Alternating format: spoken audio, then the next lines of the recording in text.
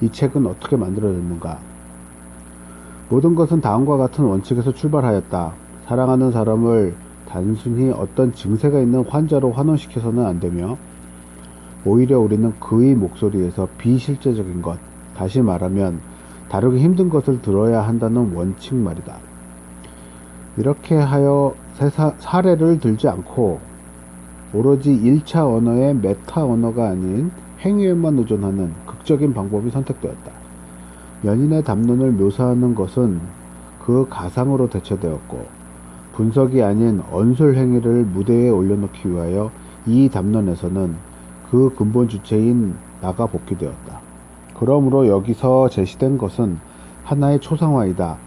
그러나 이 초상화는 심리적인 것이 아닌 구조적인 것이다. 그것은 파울의 자리를 잃게 해준다. 말하지 않는 그 사람, 사랑의 대상 앞에서 혼자 마음속으로 사랑스럽게 말하는 누군가의 자리를. 1. 문형, 담론의 라틴어 어원. 이것은 이리저리 돌아다니는 행위, 왕래, 교섭, 음모 등을 뜻한다. 사실, 사랑하는 사람은 마음속에 늘 돌아다니며 새로운 교섭을 시도하거나 자신에 맞서 음모를 꾸미기를 멈추지 않는다. 그의 담론은 우연하고도 하찮은 기회에 그에게 다가오는 언어의 번뜩임으로만 존재한다. 이런 담론의 파편들을 우리는 문형이라 부를 수 있을 것이다. 이 단어는 수사학적 의미보다는 차라리 체조나 무용에서 말하는 피겨라는 뜻으로 이해되어야 할 것이다.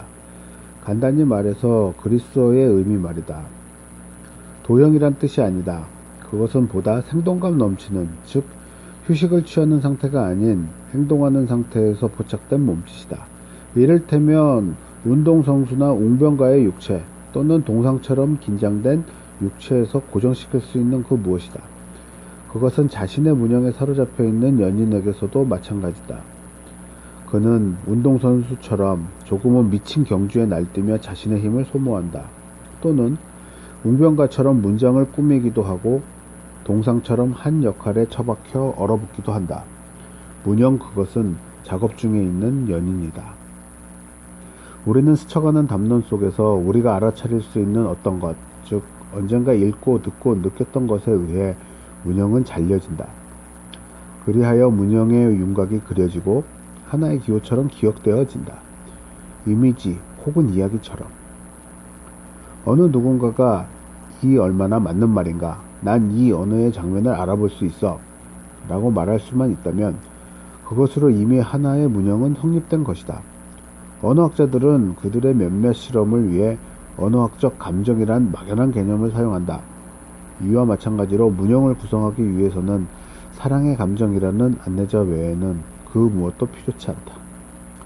텍스트의 분배가 어느 쪽에는 많고 어느 쪽에는 적다는 것은 그리 중요한 문제가 아니다. 많은 문형이 갑자기 끝나버리는 그런 죽은 시간도 있다. 또 어떤 것들은 모든 사랑 담론의 실체임으로 해서 본질이 가지는 희소성, 그 빈약함마저도 갖는다. 우수라든지 이미지 혹은 사랑의 편지에 대해 과연 무슨 말을 할 수 있을까? 모든 사랑의 담론이 욕망, 상상계, 고백으로 짜여진 바에야, 그러나 이 담론이 말하고 있는 여러 개의 에피소드로 쪼개는 사람들은 그것으로 한 권의 책이 만들어질지 어떤지를 알지 못한다. 훌륭한 문화적 주체로서 자신의 말을 되풀이해서도, 모순되는 말을 해서도, 전체를 부분으로 간주해서도 안 된다는 사실을 알지 못한다. 그가 아는 것은 다만 어느 순간 자신의 머리를 스쳐갔던 생각이 마치 어떤 코드의 흔적처럼 새겨져 있다는 사실뿐이다. 예전에 그것은 기사도 사랑의 코드이거나 혹은 사랑의 지도였을 것이다. 이 코드를 우리는 각자 자신의 이야기로 채울 수 있을 것이다. 빈약하든 그렇지 않든 간에 문형은 항상 거기에 있어야 하며 또 그것을 위한 자리가 마련되어져야 한다. 마치 문형이 하나의 장소인 사랑의 논점이라는 것이 존재하는 것처럼. 그런데 논점의 속성은 언젠가 얼마간 비어 있다는 것이다. 그것은 규정상 반은 코드화되어 있고 반은 투사적이다. 또는 코드화되어 있으므로 투사적이다. 그러므로 우리가 여기서 기다림, 고뇌, 추억에 대해 말할 수 있었던 말은 독자 스스로가 포착하여 거기에 덧붙이거나 삭제하여 다른 사람에게 넘겨주도록 하기 위해 제공된 하나의 조그만 보충물에 지나지 않는다. 사람들은 문형 주위에서 고리찾기 놀이를 한다. 때로 그것을 전달하기 전 마지막 정지 순간에 좀 더 오래 붙들고 있을 때도 있다. 이상적인 책이란 하나의 협동조합일 것이다. 하나로 결합된 연인들과 독자들에게. 각 문형의 서두에 적힌 말은 그것의 정의가 아니라 논지이다. 그런데 논지의 어원인 라틴어는 제시부, 이야기, 개요, 일화, 지어진 이야기 등을 뜻한다. 나는 거기에다 브레이트식의 선전문구인 거리감의 도구란 의미를 덧붙인다. 이 논지는 사랑의 주체가 누군가에는 상관없이 어느 누구도 사랑의 담론을 생산하기 위한 충분한 거리감을 갖지 못한다. 누군가에는 상관없이 다만 그가 말하는 것에는 관계 있다. 거기 고뇌란 한 문형이 있다면 그것은 바로 주체가 가끔 난 괴로워 라고 외치기 때문이다. 이 단어의 임상적 의미와 관계없이 어디에선가 마리아 칼라스는 고뇌여 라고 노래한 적이 있다. 문형은 일종의 오페라 아리아이다. 사람들은 왕왕 그 첫 구절로 곡조를 알아보고 기억하며 조정한다. 그 꿈을 살고 싶어라. 내 눈이여 눈물을 흘려라. 별은 빛나건만 내 운명을 슬퍼하리라. 이와 마찬가지로 문형도 어둠 속에서 그것을 분절하는 언어의 주름으로부터 출발한다. 식구라든가 후렴구 또는 영창곡 같은 사람은 단어만이 용도를 가지던 문장은 그렇지 못하다고 말한다. 그러나 각 문형마다 그 깊숙이에는 사랑하는 사람의 구조 안에서만 용도를 갖는 하나의 문장, 대개는 미지의 혹은 무의식적인 문장이 잠들고 있다. 이 모체가 되는 문장은 여기서도 그렇다고 가정한 이 모체가 된 문장은 완전한 문장도 완성된 이미지도 아니다. 그것의 활동 원칙은 말하는 것에 있는 것이 아니라 분절하는 것에 있다. 대체로 말하자면 그것은 하나의 통사론적 곡조 또는 구성법에 지나지 않는다. 이를테면 여기 주체가 사랑하는 이를 약속 시간에 기다리고 있다고 한다면 그의 머릿속에는 다음과 같은 문장의 곡조가 끊임없이 떠오를 것이다. 그래도 이건 너무하잖아. 그는 뭐뭐뭐 할 수도 있었을 텐데.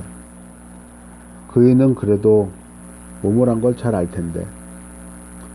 무엇을 할 수 있으며 무엇을 안단 말인가? 그건 별로 중요한 문제가 아니다. 이미 기다림이란 문형은 형성되었으니까. 이런 문장들은 중단된 상태로 있음으로써 바로 문형의 모체가 된다.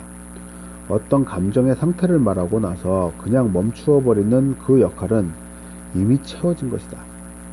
단어는 결코 미친 것이 아니다. 기껏해야 변태적이라고나 할까? 미친 것은 바로 통사부이다. 주체가 자신의 자리를 찾는 것은 그리하여 그 자리를 찾게 되거나 또는 언어가 부가하는 거짓 자리를 찾게 되는 것은 바로 문장 차원에서가 아닐까? 문장 깊숙이에는 프로이트나 락강이 말하는 언어의 환각 같은 무엇이 있다. 즉 일반적으로 통사론적 부분으로만 한정되어 있는 잘려진 문장이 비록 당신이 뭐뭐일지라도 당신이 아직도 뭐뭐해야 한다면 등등 이런 잘려진 문장이 이렇게 해서 모든 문형이 감정적 동요가 생겨난다. 아무리 달콤한 문형이라 할지라도 그 내부에는 어떤 미결 상태의 공포가 어려있다. 나는 문형에서 넵투누스의 폭풍우 같은 후오세고를 듣는다. 이 순서 문형은 사랑하는 동안 내내 주체의 머릿속에 순서 없이 떠오르는 그런 것이다. 왜냐하면 그것은 매번 어떤 우연, 내적인 것이든 또는 외적인 것이든 간에 어떤 우연에 달려있기 때문이다. 이런저런 우연한 사건에 부딪힐 때마다 사랑하는 사람은 문형의 저장소 혹은 보고에서 필요, 명령 또는 그의 상상계의 즐거움에 따라 문형을 길어 올린다. 그러면 문형은 터져 나오고 또는 모든 멜로디에서 차단된 음처럼 홀로 진동하거나 일종의 록뮤직 모티브처럼 신물나게 되풀이된다. 문형을 연결하고 그 인접성을 결정하는 것은 논리가 아니다. 그것은 통합체 밖의 이야기 밖에 있다. 문형은 에르니의 여신이다. 공중에 떠돌아다니는 모기보다 더 아무렇게나 움직이다 부딪히고 잠잠해지고 다시 나타나고 마침내는 사라진다. 연인의 담론은 변증법적인 것이 아니다. 그것은 끊임없이 되풀이되는 달력이나 혹은 감정문의 백과사전처럼 계속 돌아다닌다. 사랑하는 사람에게 무바루와 페케쉐 같은 그 무엇이 있다. 언어학 용어를 빌린다면 문형은 통합적이 아니라 배열적이다. 그것은 항상 동일층위에 머물러 있다. 사랑하는 사람은 일련의 문장의 묶음으로 말하지만 그 문장들을 상위층위, 즉 한 권의 작품으로 통합시키지는 못한다. 그것은 어떤 초월도, 구원도, 소설도, 그러나 소설적인 것은 많은, 그런 소설도 존재하지 않는 수평적인 담론이다. 물론 모든 사랑의 에피소드에는 의미가 주어질 수 있다. 그것은 태어났다, 자랐다, 죽어간다.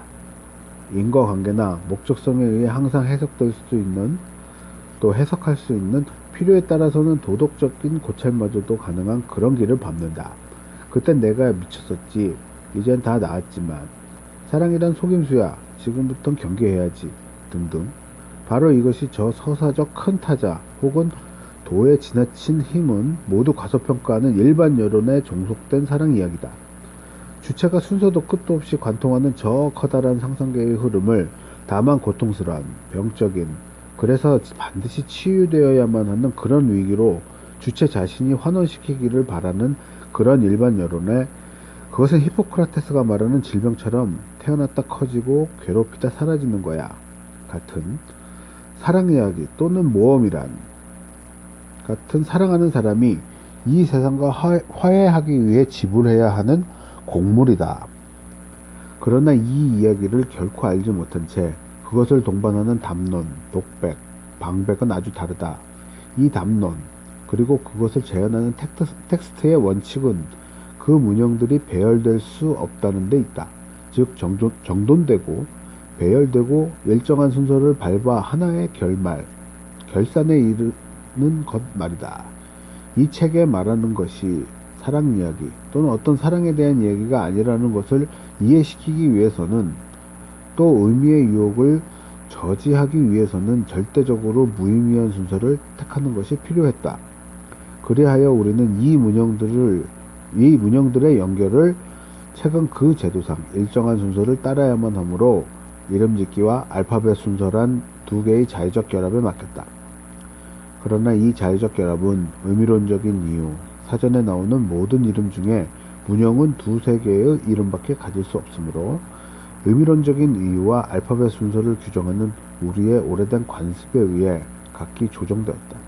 그리하여 우리는 논리적인 시퀀스를 만들어낼지도 모르는 순수 우연의 농간을 피할 수 있었다. 왜냐하면 어느 수학자의 말처럼 괴물을 낳는 우연의 힘을 과소평가해서는 안 되기 때문이다. 문형들의 어떤 순서로 드러나는 괴물이란 이 경우 사랑의 철학일 것이다. 오직 그것의 긍정만을 기대해야 하는 바로 거기에서. 3. 참고문헌. 이런 사랑의 주체를 구성하기 위해 우리는 다양한 출처의 조각들을 가지고 조립하였다. 어떤 것은 괴테의 젊은 베르테르의 슬픔, 여기서는 베르테르라고 표기한 젊은 베르테르의 슬픔 같은 규칙적인 책 읽기에서 온 것이고, 또 어떤 것은 꾸준한 책 읽기, 플라톤의 잔치, 선, 정신분석학, 몇몇의 신비주의자들, 니체, 독일 가곡, 우연한 기회에 행해진 책 읽기에서 온 것이다. 또 몇몇은 친구들과의 대화, 내 스스로의 삶에서 온 것도 있다. 책과 친구들에게서 빌린 것은 때로 이 텍스트의 여백이다. 여백에다 책 제목과 친구들 이름을 이니셜을 씀으로써 그 출처를 밝히고 있지만 전부 그런 것은 아니다. 이렇게 주어진 주석은 권위적인 것이 아니라 우정 어린 것이다. 나는 내 글을 증명하고자 인용하는 것이 아니다. 다만 지나가는 길에 나를 매혹시키고 설득했던 혹은 한순간이나마 이해한다는 또는 이해된다는 즐거움을 주었던 것들을 하나의 인사로서 상기하려 할 따름이다. 그러므로 읽고 들은 것에 대한 이런 회상은 자주 불확실하고도 미완성의 상태로 남아있다. 그것은 어쩌면 이런저런 것이 읽혀지고 말해지고 들은 장소들의 기억, 책이나 만남 이외에 다른 아무것도 아닌 담론에는 어울리는 것인지도 모른다. 왜냐하면 필자가 여기 사랑하는 사람에게 그의 지식을 빌려준다 할지라도 사랑하는 사람은 그 지식의 올바른 사용과는 무관한 자신의 순진무구한 상상계만을 건네주기 때문이다. 그러므로 여기에서 말하고 이야기하는 사람은 바로 사랑하는 사람이다.